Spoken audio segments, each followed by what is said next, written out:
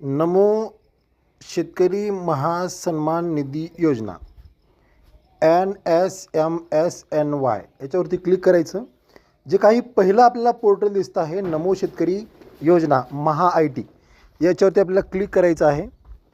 याच्यावरती क्लिक केल्यानंतर तुम्हाला इथे उजव्या साईडवरती तुम्हाला 4 पर्याय दिसतील. त्यापैकी जो 2 नंबरचा पर्याय आहे बेनिफिशरी स्टेटस त्याच्यावरती क्लिक करायचं आहे.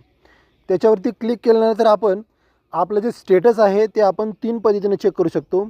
रजिस्ट्रेशन नंबर, आधार रजिस्टर, मोबाईल नंबर आणि आधार नंबर, ह्या तिन्हीपैकी तुमच्याकडे जो तुम्हाला लवकर समजेल पर्याय असेल तो निवडून घ्यायचा आहे. मी आधार रजिस्टर मोबाईल नंबरवरती क्लिक करून ही जी KYC ती करून घेणार आहे. तर सुरुवातीला आपला इथं मोबाईल नंबर टाकून घ्यायचा आहे. त्याच्यानंतर जो खाली कॅप्चा दिलेला आहे तो कॅप्चा टाकून घ्यायचा आहे.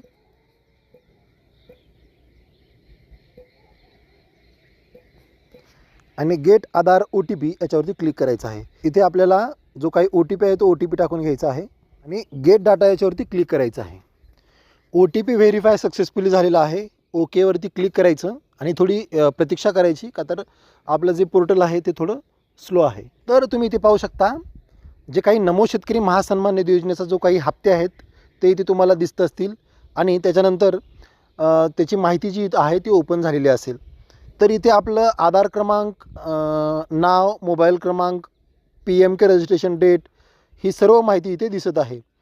तर अशा पद्धतीनं जर तुमचे अगोदरचे जर हप्ते इथे तुम्हाला आलेले असतील तर तुम्हाला नमो शेतकरी महासन्मान योजनेचा 8वा हप्ता देखील मिळणार आहे.